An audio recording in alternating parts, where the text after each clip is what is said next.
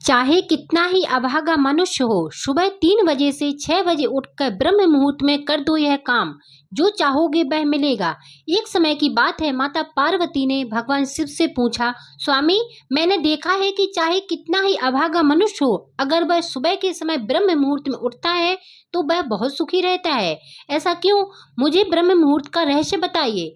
तब भगवान शिव ने कहा, हे देवी, मैं आपको इस प्रश्न का उत्तर एक कथा के माध्यम से बताऊंगा। कृपया आप इस कथा को ध्यान पूर्वक सुनना, और जो भी मनुष्य इस कथा को पूरा सुनेगा वह कभी भी इस अवसर को अपने हाथ से जाने नहीं देगा। ब्रह्म मुहूर्त का रहस्य जानकर पूरा जीवन बदल जाएगा। भगवान शिव कथा को सुनाना प्रारंभ करते हैं और माता पार्वती से कहते हैं, बहुत समय पहले की बात है, काशी में दीनू नाम का एक लड़का रहता था। वह लड़का बहुत ही अच्छा था, लेकिन एक गलत आदत थी, वह देर तक सोता रहता था। सुबह उसे जगाने के लिए घर वाले कई प्रयास करते थे, परंतु वह रोजाना सुबह देर तक उठता था। वह लड़का कभी भी 9 बजे से पहले नहीं उठता था। जब वह बालक था तब परिवार वालों ने सोचा कि जब वह बड़ा हो जाएगा तो इसकी आदत में सुधार हो जाएगी, परंतु वह लड़का जैसे जैसे बड़ा होता गया उसकी यह आदत और भी ज्यादा गहरी होती चली गई। दुनिया इधर से उधर हो सकती थी, लेकिन वह लड़का कभी भी जल्दी नहीं उठ पाता था। उसके पिता उसकी इस आदत से बहुत ज्यादा परेशान रहने लगे थे। उस लड़के को ढेरों नकारात्मक शक्तियों ने घेर लिया था। वह सभी को पलटकर जवाब देता था और दिन भर उदास रहता। इसका असर उसके स्वास्थ्य पर भी पड़ रहा था। जब उस लड़के को यह पता लगा कि उसके सारे मित्र सफलता को प्राप्त कर चुके हैं, तब वह और भी ज्यादा चिंतित हो गया और ईश्वर को कोसने लगा। वह बार बार यही कहता था कि मेरी किस्मत ही खराब है, परंतु उसके पिता अच्छी तरह से जानते थे कि उस लड़के के असफल होने के पीछे क्या कारण है। भगवान शिव ने कहा, हे देवी, फिर एक दिन की बात है, उसके पिता को किसी सन्यासी के बारे में पता चला। उसने तुरंत अपने बेटे की समस्या को लेकर उस सन्यासी के पास जाने का निर्णय लिया। सन्यासी को बेटे की आदतों के बारे में बताया और सन्यासी ने कहा कि कल आप अपने बेटे को इस आश्रम में आने को कहिए। फिर उस लड़के का पिता अपने घर की ओर चला गया। उसे पता था कि अगर वह सीधे तरीके से अपने बेटे को सन्यासी से मिलने के लिए कहेगा तो वह कभी तैयार नहीं होगा। उसने अपने बेटे को अपने पास बुलाया और कहा, तुम्हारे सारे मित्र जीवन में सफलता प्राप्त कर चुके हैं, क्या तुम सफल नहीं होना चाहते हो? लड़के ने उत्तर दिया कि जरूर पिताश्री, परंतु जब भी मैं अपने मित्रों से उनकी सफलता का रहस्य पूछता हूँ तो वह मुझे कुछ नहीं बताते हैं। भगवान शिव ने कहा, हे देवी, फिर उसके पिता ने कहा कि मुझे यह रहस्य पता चल गया है कि वह सभी क्यों सफल होते जा रहे हैं। तब उस लड़के ने बड़ी उत्सुकता से पूछा, क्या पता चल गया है? पिताजी, कृपया करके आप मुझे बताइए। उसके पिता ने कहा कि कल सुबह तुम्हें एक सन्यासी के आश्रम में जाकर उनसे मिलना है। यदि तुम वहां पर समय से पहुंच गए तो वह सन्यासी तुम्हें ऐसा मंत्र बताएंगे जिससे तुम सफल हो जाओगे। परंतु एक समस्या है। लड़के ने कहा कि पिताजी, मैं कल पूरी रात जागता रहूंगा और सुबह सन्यासी से मिलकर आऊंगा। उसके पिता ने कहा कि ठीक है, तुम वहां जाकर उस सन्यासी की आज्ञा को मानना। पिता की बात सुनकर वह लड़का बहुत अधिक खुश हुआ। जीवन में पहली बार रात्रि में वह जागता रहा, परंतु थोड़े ही समय में उसे नींद आ गई और वह सो गया। फिर अगली सुबह जब वह उठा तो उसे पता चला कि सन्यासी से मिलने का समय समाप्त हो चुका था। उसके पिता ने लड़के की तरफ देखा और कहा कि तुम जीवन में कभी सफल नहीं हो पाओगे, जाओ और जाकर सो जाओ। पिता की यह बात सुनकर उस लड़के को बहुत दुख हुआ। उसने मन ही मन स्वयं को चुनौती दी कि कल सुबह वह सन्यासी से मिलने अवश्य जाएगा। उसने अपने पैर में एक छोटा सा घाव बना लिया, जिससे दर्द के कारण उसे रात भर नींद नहीं आई। भगवान शिव ने कहा, हे देवी, यह ऐसा पहला अवसर था जब उसने अपने जीवन में पहली बार सूर्योदय देखा था। वह तुरंत ही तैयार होकर सन्यासी से मिलने के लिए चला गया। आज उसका अनुभव कुछ अलग ही था। वह बेहद शांत महसूस कर रहा था।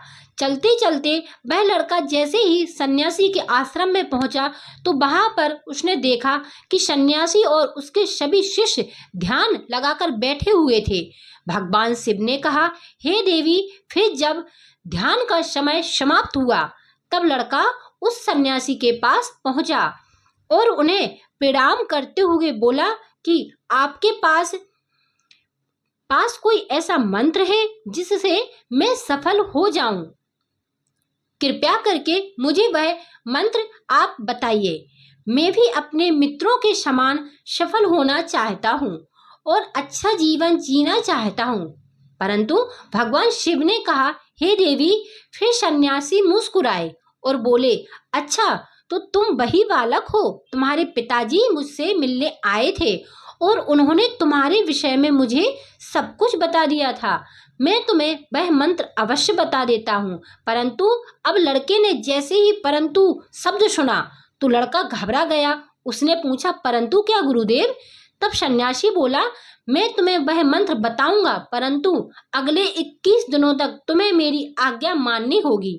मैं तुम्हें वह मंत्र 21 दिनों के बाद ही बता पाऊंगा। तब तक मैं तुमसे जो भी कार्य कहूंगा तुम्हें वह करना होगा। यदि तुम असफल हुए या कार्य के बीच में तुम्हारा संकल्प टूट गया तो उस मंत्र का असर नहीं होगा। दृढ़ निश्चय के साथ उस लड़के ने कहा कि मुझे आपकी सारी आज्ञा स्वीकार है। मैं अगले 21 दिनों के लिए आपका दास हूँ। आप जो भी कहेंगे मैं वही कार्य करूँगा। मुझे केवल और केवल उस मंत्र के बारे में जानना है। भगवान शिव ने कहा, हे देवी। फिर सन्यासी ने उस लड़के से कहा कि ठीक है, कल से तुम्हारा कार्य शुरू होगा। तुम इसी आश्रम में निवास करोगे। वह लड़का आश्रम में निवास करने के लिए तैयार हो गया। सन्यासी ने कहा कि यहाँ रहते हुए तुम्हें ब्रह्म मुहूर्त में उठना होगा और दूसरे शिष्यों की तरह ध्यान और तप करना होगा। साथ ही आश्रम के कार्यों में भी सहायता करनी होगी। ध्यान रहे, यह संकल्प टूटना नहीं चाहिए। भगवान शिव ने कहा, हे देवी। अब लड़का सन्यासी की बात से सहमत हो गया और अगले दिन से उसके कार्य के दिन की शुरुआत थी। इस बार उसने दृढ़ निश्चय किया, परंतु 1 सप्ताह बीतने के पश्चात ही उसका संकल्प टूट गया और वह 8वें दिन देर तक सोता रहा। जब वह नींद से जागा तो उसने कहा कि मुझसे कितनी बड़ी भूल हो गई। वह रोते हुए सन्यासी के पास पहुंचा और कहने लगा कि हे गुरुदेव, मेरा संकल्प टूट गया। अब मैं जीवन में कभी सफल नहीं हो पाऊंगा। सन्यासी ने उसे समझाते हुए कहा कि एक बार फिर से शुरुआत करो, फिर से संकल्प करो। फिर लड़के ने सन्यासी से पूछा कि सुबह उठना इतना आवश्यक क्यों होता है और यहाँ पर सभी लोग इतनी जल्दी क्यों उठ जाते हैं? भगवान शिव ने कहा, हे देवी। तब सन्यासी ने लड़के को समझाते हुए कहा कि सुबह यानी ब्रह्म मुहूर्त में उठने के पीछे बहुत बड़ा विज्ञान छुपा हुआ है। लड़के ने कहा कि कृपया मुझे वह विज्ञान बताने की कृपा करें। सन्यासी ने कहा कि रात्रि के 4 पहर में बांटा गया पहला रुद्र काल, जिसका समय शाम 6 बजे से लेकर 9 बजे तक होता है। दूसरा राक्षस काल, जिसका समय रात्रि 9 बजे से 12 बजे तक होता है। तीसरा गंधर्व काल, जिसका समय रात्रि 12 बजे से 3 बजे तक होता है। और सबसे अंत में जो पहर आता है उसे मनोहर काल कहते हैं। इस समय को ब्रह्म मुहूर्त या अमृत बेला के नाम से भी जाना जाता है। इसका समय भोर 3 बजे से सुबह 6 बजे तक होता है।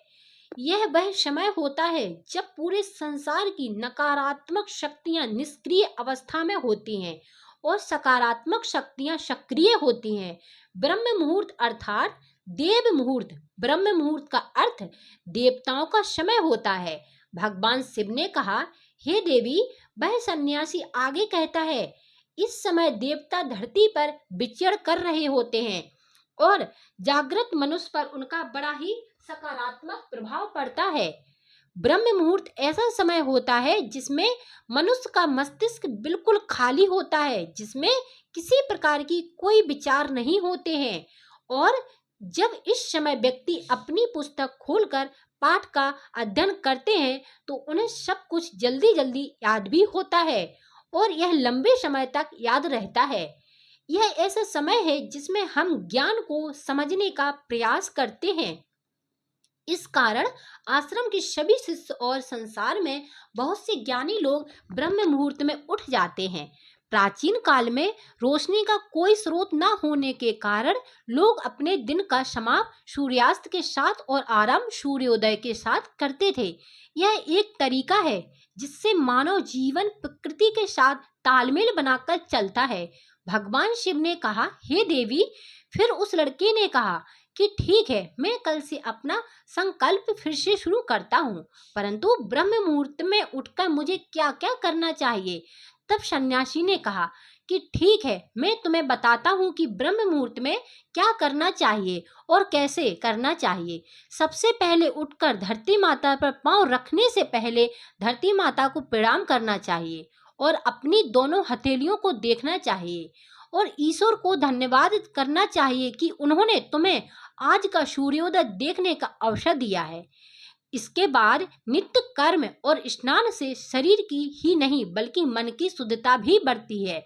स्नान करने के पश्चात ध्यान की प्रक्रिया होती है। ब्रह्म मुहूर्त में ध्यान की अवधि 21 दिन तक होती है। इस विधि का उपयोग तब किया जाता है जब आप अपनी कोई मनोकामना की पूर्ति चाहते हो। यह ऐसा समय होता है जब व्यक्ति अपने आज्ञान चक्र को सक्रिय करने का काम करते हैं। भगवान शिव ने कहा, हे देवी। आगे वह सन्यासी कहता है, आज्ञा चक्र दोनों भौहों के बीच होता है। यह संकल्प का स्थान भी कहा जाता है। अगर इस चक्र पर ध्यान केंद्रित किया जाए और अपनी मनोकामना को बार बार दोहराया जाए तो मात्र 21 दिनों के भीतर वह मनोकामना पूरी हो जाती है। अगर आपके मन में कोई अधूरी मनोकामना है और आप उसे पूरी करना चाहते हैं, तब उसे सबसे पहले उस मनोकामना का स्पष्टीकरण कर लें। आपको क्या चाहिए, यह निर्णय अवश्य कर लें। इसके बाद ध्यान की विधि को शुरू करें। ब्रह्म मुहूर्त में स्नान के बाद एक ऐसा स्थान चुनें जहां पर वायु का प्रवेश हो। ध्यान में शुद्ध प्राण वायु का होना आवश्यक होता है। ध्यान की मुद्रा में रीढ़ की हड्डी सीधी होनी चाहिए, साथ ही गर्दन भी सीधी होनी चाहिए। सुखासन की अवस्था में दोनों हाथों को घुटनों पर रखकर आंखें बंद करके बैठ जाएं। हाथों की मुट्ठी को बंद कर लें और 2-3 मिनट तक बिल्कुल शांत हो जाएं। जब आपका शरीर स्थिर हो जाए और श्वास भी शांत हो जाए, तब उसके बाद अपना सारा ध्यान आज्ञा चक्र पर लगाएं। इस दौरान लंबी गहरी सांस लें और सांस को रोक कर रखें। इस समय आप अपनी इच्छा को मन ही मन दोहराएं और अपने मन से इष्ट देव और देवी देवताओं और गुरुजनों का चिंतन करें। भगवान शिव ने कहा, हे देवी। उस सन्यासी ने कहा, जब सांस को रोकना कठिन हो जाए तब धीरे धीरे सांस को बाहर की ओर छोड़ें। सांस को नाक से भरें और मुख से बाहर छोड़ें। प्रक्रिया को 3 से 4 बार प्रतिदिन दोहराएं। ऐसा प्रतिदिन करने से आपकी जो मनोकामना है वह अवचेतना तक मन तक अवश्य पहुंच जाएगी और इच्छा पूर्ति जल्दी ही होगी। आज्ञा चक्र सक्रिय होता है और हमारी आज्ञा को पूरा करता है। सांस को रोक कर रखने के दौरान शरीर में आपातकाल की स्थिति हो जाती है, जिससे कि आप बेकार की बातें सोचने और विचार करने से बचते हैं। ब्रह्म मुहूर्त के समय ईश्वर की विशेष कृपा होती है और कोई भी व्यक्ति अपनी मनोकामना को इस समय दोहराता है तो उसकी इच्छा जल्द से जल्द पूरी होती है। भगवान शिव ने कहा, हे देवी। इस प्रकार सन्यासी ने उस लड़के को ब्रह्म मुहूर्त का महत्व बताया। अगले 21 दिनों तक उस लड़के ने बड़े ही मन के साथ इस प्रक्रिया को अपनाया। अब वह बहुत ही ज्यादा अनुशासित और शांत स्वभाव का बन चुका था। उस लड़के ने जैसे ही अपना संकल्प पूरा कर लिया, उसके बाद वह लड़का बड़े ही प्रसन्न भाव से सन्यासी के पास पहुंचा और कहने लगा, हे गुरुदेव, मैंने 21 दिनों का संकल्प पूरा कर लिया। अब कृपया मुझे सफल होने का मंत्र बताइए। तब उस सन्यासी ने मुस्कुराते हुए कहा कि पिछले 21 दिनों से जो अभ्यास तुम करते आए हो वही तुम्हारी सफलता का मंत्र है। जो व्यक्ति ब्रह्म मुहूर्त में उठकर ध्यान प्रक्रिया को सही से करते हैं वह जीवन में कभी असफल नहीं हो सकते। तुम्हें ब्रह्म मुहूर्त का रहस्य पता चल चुका है, अब तुम इसे जीवन पर्यंत करो, तुम्हें जीवन के लक्ष्य और सफलता दोनों प्राप्त होंगे। उस लड़के ने सन्यासी को धन्यवाद दिया और ब्रह्म मुहूर्त के नियमों का पालन जीवन पर्यंत तक करने का वादा भी किया। भगवान शिव ने कहा, हे देवी, अब तो आपको पता चल गया होगा कि ब्रह्म मुहूर्त में क्या होता है। तब माता पार्वती ने कहा, हे स्वामी, अब मुझे ब्रह्म मुहूर्त का संपूर्ण ज्ञान हो गया है। इतना कहकर माता पार्वती ने भगवान शिव को प्रणाम किया।